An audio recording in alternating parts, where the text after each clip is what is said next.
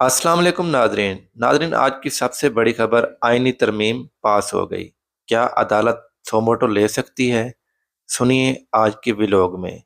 Video अच्छी लगे तो वीडियो को लाइक, चैनल को सब्सक्राइब जरूर कर दीजिएगा। का तैयार हो करना था कर दिया है। अब लड़ाई शुरू हो गई है। पहले मैं आपको बता दूं कि तहरीक इंसाफ अकेली इस निज़ाम से लड़ रही थी। अब जजेस भी उनके खिलाफ हो गए, उनके ऊपर फायर हो गए, अब उनको भी लड़ना है। अब उनके पास और कोई चारा नहीं है। वकला ने भी लड़ना है। देखें, पहले वकला इसलिए थोड़े से रिलैक्स रहे कि उन्हें लगता था कि मौलाना साहब साथ नहीं देंगे, हुकूमत के पास नंबर गेम नहीं है, हुकूमत नहीं करवा पाएगी, तो इसलिए वकला रिलैक्स थे। और यंग वकला तैयार है, लीड करने वाले अब लीडर्स पैदा हो जाएंगे। और अब वकला तहरीक चलेगी, अदलिया भी रिएक्ट करेगी, लोग भी निकलेंगे, अवाम भी निकलेगी। और अब मैं बड़ी तहरीक, ये तय है कि अब बड़ी तहरीक चलेगी। और मैं ये समझता हूँ कि जैसे मैंने शुरू में कहा था कि गीदड़ की कहते हैं जब मौत आती है तो शहर की तरफ आता है। इन गीदड़ों की सियासी मौत थी जो इन्होंने ये कर छोड़ा है। इन्होंने जो काम किया है, और अगले 3-4 दिन बड़े मारा मारी वाले हैं, बल्कि आज और कल, क्योंकि कल रात 12 बजे तक इन्होंने चीफ जस्टिस पाकिस्तान का फैसला करना है। इन्होंने कि कौन होंगे चीफ जस्टिस पाकिस्तान, और उसके बाद फिर और चीज़ें होनी हैं। और देखते हैं जी क्या उन्हें इस पर। खैर, मैं अलग से बात करूंगा कि कैसे मैं ये देख रहा हूँ कि ये लड़ाई बड़ी खौफनाक होने जा रही है। इस पर अलग से बात करेंगे, क्योंकि इन्होंने जो मुतनासिब नुमाइंदगी वाली चीज़ की है वो भी गलत है। जुडिशल कमीशन की हैत चेंज कर दिया वो भी गलत है। इन्होंने जजेस की कारकर्दगी जांचने वाली जो कमेटी है उसमें भी अक्सरियत ज़ाहिर है इनकी अपनी है, हुकूमत की है। तो ये सारी चीज़ें हैं। और साथ ये है कि वकला आज प्रेस कॉन्फ्रेंस कर रहे हैं, PTI भी आज प्रेस कॉन्फ्रेंस कर रही है। इमरान खान साहब से अब मुलाकातें ज़ाहिर होंगी, बहुत चीज़ें इमरान खान साहब पहुँचेंगी, उधर से भी हदायत आएंगी। और इमरान खान साहब जो हैं उनके साथ मुलाकातें रोकने में बड़ा किरदार है आमिर फ़ारूक साहब ने, जो अपना किरदार अदा किया था। और जिस तरह से उन्होंने केस में इमरान खान से मुलाकात मुस्तरद की थी दरख्वास्त, और फिर उसके बाद जिस दिन केस होना था उस दिन कॉज लिस्ट मनसूख कर दी। तो ये सारी चीज़ें हैं। तो नवाज शरीफ साहब ने कोई तकरीर नहीं की, लेकिन एक चीज़ है कि नवाज शरीफ ने आईनी तरमीम को शेर पढ़ के सपोर्ट किया। तो ये उन लोगों के मुँह पर तमाचा है जो कह रहे थे कि मियाँ साहब इन आईनी तरमीम के हक़ में नहीं हैं। तो ये जनाब है सूरत हाल। मैंने आपको मुख्तसर नादरीन आईनी तरमीम पास होने के बाद इमरान रियाज खान साहब आज सुबह के व्लॉग में क्या कहते हैं, सुनिए इमरान रियाज खान के ज़बानी।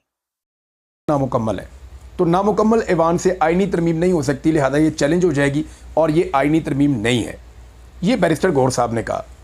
तो क्या ये ऐसे ही है? देखिए, एक तो 2/3 आपको चाहिए होती है ना, यानी सेनेट में आपको चाहिए थे, टोटल होते हैं 97, इस वक्त हैं 85। 97 अगर पूरे हों तब भी आपको 64 चाहिए, तो उन्होंने अपने 65 पूरे कर दिए। लेकिन जो 12 मौजूद नहीं है, जो खैबर पख्तूनख्वा से आएंगे, उनका एक हक और इस्तेहकाक ख़त्म हो गया कि जनाब उनको जो मौका मिलना चाहिए था उनको वो मौका नहीं मिला वोट डालने का या उसके अंदर पार्टिसिपेट करने का। तो ये ऐवान क्योंकि नामुकम्मल है, लिहाजा आईनी तरमीम नहीं हो सकती। ये मामला बैरिस्टर गौर ने उठाया। इसी तरह कौमी असम्बली का भी है कि 342 में से आपको 224 चाहिए होते हैं। तो अगर 224 आपने पूरे कर लिए 215 में से ही, तो भी आपकी आईनी तरमीम हो गई। लेकिन वो जो ऊपर वाले बंदे हैं, वो जो मखसूस नशिस्तें हैं, जब तक वो नहीं आ जाते तो उनका एक हक है जो आईनी तरमीम में हिस्सा लेने का, वो उनसे छीना गया है। तो ईवान मुकम्मल नहीं है। तो इस हवाले से एक बैरिस्टर गौर साहब ने चीज़ सामने रखी। देखते हैं सुप्रीम कोर्ट ऑफ पाकिस्तान क्या करती है। देखिए, मुमकिन है सुप्रीम कोर्ट में ये तरमीम चैलेंज हो जाए और एक नई सिचुएशन बन जाए। लेकिन कुछ सवालात और हैं। हामिद खान साहब ने स्टेटमेंट दिया था, उन्होंने कहा था कि जी वकला की तहरीक तैयार है और हम ईंट से ईंट बजा देंगे अगर ये आईनी तरमीम पास करवाने की या इसको लागू करने की कोशिश की गई तो। अब सवाल ये है कि क्या सारी लड़ाई इमरान खान ने लड़नी है, या ये भी लड़ाई उसने लड़नी है, ये भी उसने लड़नी है? कौम का कोई किसी किस्म का फ़र्ज़ नहीं है। यानी इस वक्त जो अटैक हुआ है, आईने पाकिस्तान के ऊपर हमला हुआ है ना, और अदलिया को टुथलेस कर दिया गया है। अदलिया की सारी पावर छीन के वो लोग ले गए हैं जिनका एहतसाब अदालत ने करना था। यानी आप ये समझें कि एक बंदे ने बड़ी अच्छी मिसाल दी, उसने कहा जी सारे चोर रल के अपना SHO चुन लो आपके साथ करना क्या है। तो यहाँ पे ये हुआ कि जिन लोगों के ऊपर अदालतों में केसेस हैं, जिन लोगों के ऊपर करप्शन के बड़े बड़े इल्ज़ामात हैं, उनकी पार्टियां मिलकर फैसला करेंगी कि जनाब हमने किसको लेकर आना है अदालत में जज, और अब अक्सरियत के साथ वही फैसला करेंगे।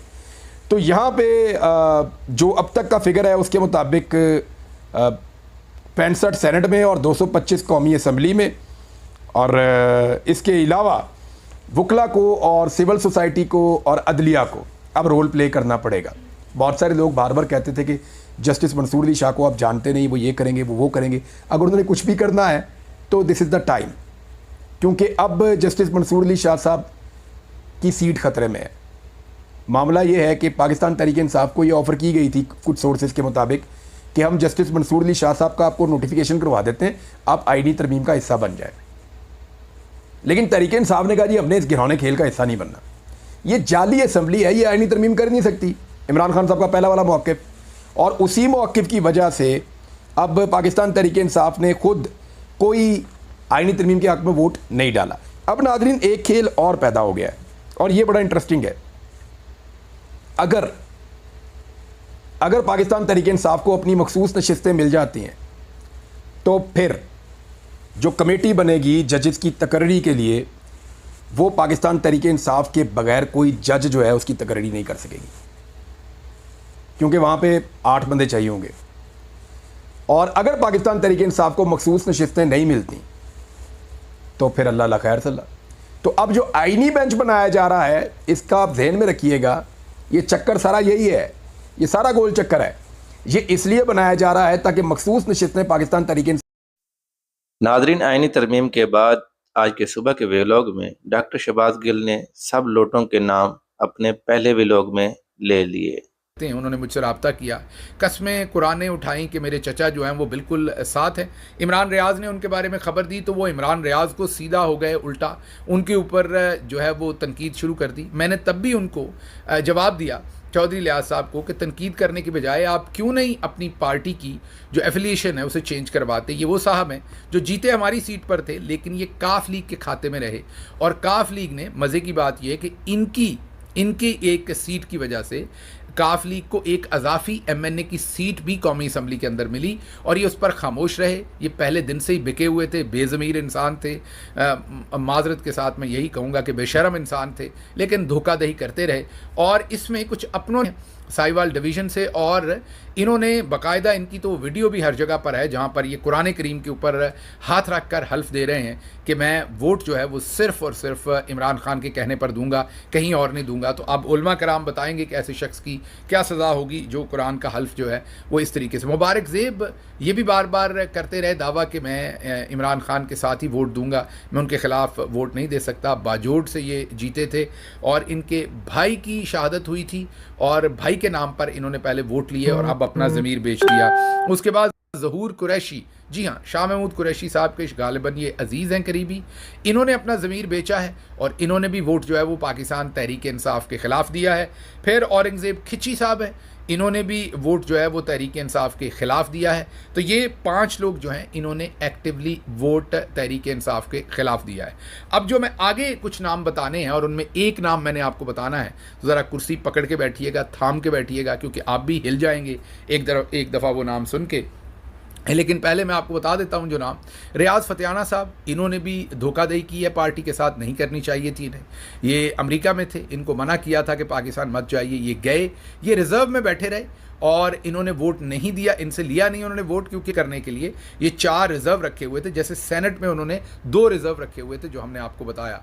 तो अब ये जो 4 थे ये रिज़र्व रखे हुए थे, जिनमें रियाज़ फतियाना साहब थे, इनमें मिकदाद हुसैन साहब थे और इसमें ब्रिगेडियर असलम घुम्मन थे, ये इनके पास थे। अब जाहिर है पार्टी हतमी तौर पर, अभी पार्टी ने इनका ऐलान नहीं किया, ये मैं पार्टी के तौर पर इनके बारे में ये इन्फॉर्मेशन, ये जो आने वाले नाम हैं 4 जो हैं इनकी बात कर रहा हूँ। वो जो ऊपर के 5 नाम हैं, चौधरी इलियास, उस्मान अली, मुबारक ज़ेब, ज़हूर कुरैशी, औरंगज़ेब खिची, इनको पार्टी ऑफिशियली अब ट्रेटर डिक्लेयर कर चुकी है, इनके बारे में ऐलान कर चुकी, क्योंकि इन्होंने तो उन जो तरामीम है उनमें वोट कर दिया, ये लोटे बन चुके हैं। ये जो 4 हैं, क्योंकि ये रिज़र्व में बैठे हुए थे और इनको इस्तेमाल नहीं किया गया, तो अब इनके बारे में पार्टी के अंदर इंफॉर्मेशन गैदर की जा रही है। बहरहाल बहुत ही सीनियर तरीन लोग पार्टी के, हमारी पार्टी के जो पार्लियामेंट के अंदर मौजूद थे, उन्होंने मुझे कम अज़ कम ये कंफर्म किया है कि ये वहाँ पर इनकी भी बातचीत हो चुकी थी या ये हमारे से राब्ते में नहीं थे। ये जो 4 लोग जिनके मैं नाम आपको